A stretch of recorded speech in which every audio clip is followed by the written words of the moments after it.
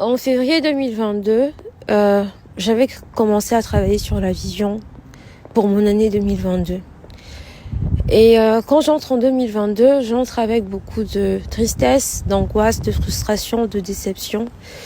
Et de ne pas comprendre pourquoi, année après année, tout me paraît en fait inaccessible. Je sens toujours dans la dépression, je sens toujours dans la fatigue. J'ai l'impression de lutter pour le peu que j'arrive à obtenir.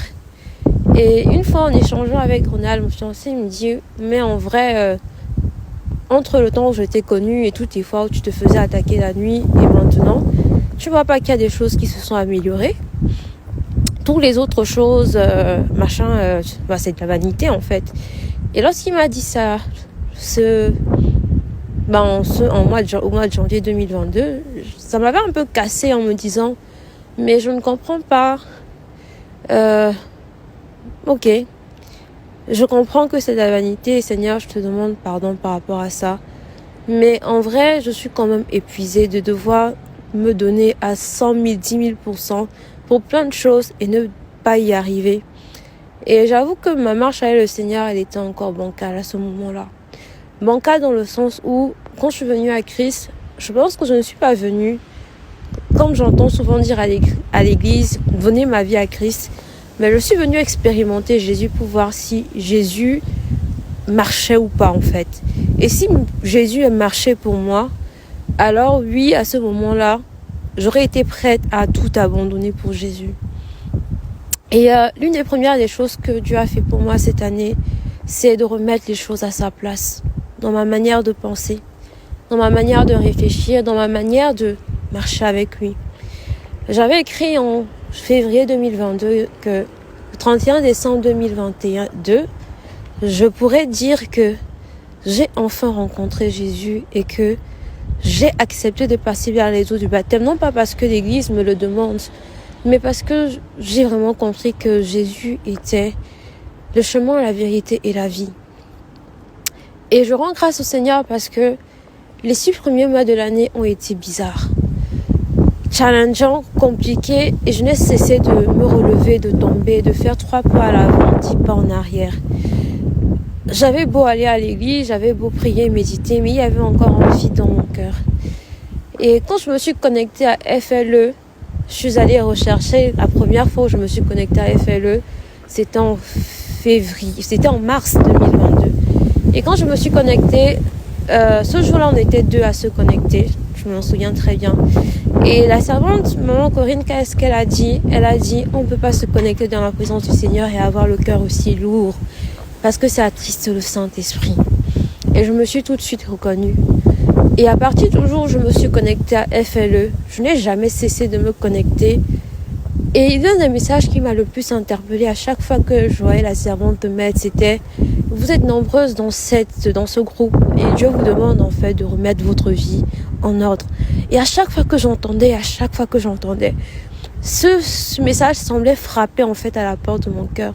Et je me disais « Mais Seigneur, c'est dur, tout ce que je sais que tu veux que je fasse, mais j'arrive pas. » Et je dirais que tant de méditation après tant de méditation, tant de prière après tant de prière. Et l'un des messages qui a le plus résonné pour moi dans mon cœur pendant toutes ces années, c'était qu'il fallait être vrai dans la présence du Seigneur. Vrai avec ses fautes, vrai avec ses vérités, vrai avec son parcours, vrai avec ses expériences. Et laisser la porte ouverte à Dieu pour agir dans notre vie. Et les derniers enseignements qu'on a reçus, ou les dernières méditations qu'on a faites sur l'amour de Dieu, m'a fait me rendre compte que Dieu est bon et il est infiniment bon. Que même dans nos fautes, l'Éternel, même lorsqu'il nous corrige, il ne le fait pas parce qu'il veut nous faire du mal ou veut nous exposer. Bon, en fait, il le fait comme un père tout simplement le ferait. Et jusqu'à présent, j'ai connu Dieu comme étant souverain. J'ai connu Dieu comme étant créateur. Et la plus belle chose que je peux dire aujourd'hui, c'est que je sors cette année en ayant connu Dieu comme étant amour, comme étant Père.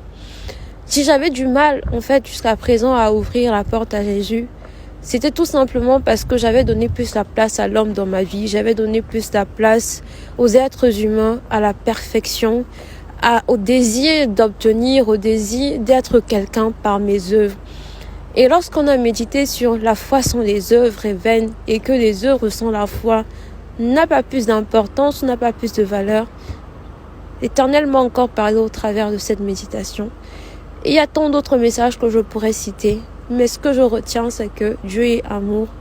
Et malgré tout, je dirais que si Dieu n'a pas permis que finalement la vie me soit arrachée, aussi bizarre soit-elle, et que malgré toute la colère et toute la frustration que je pouvais avoir contre lui, et que j'ai finalement pu confesser dans sa présence que Seigneur, j'avais la haine contre toi.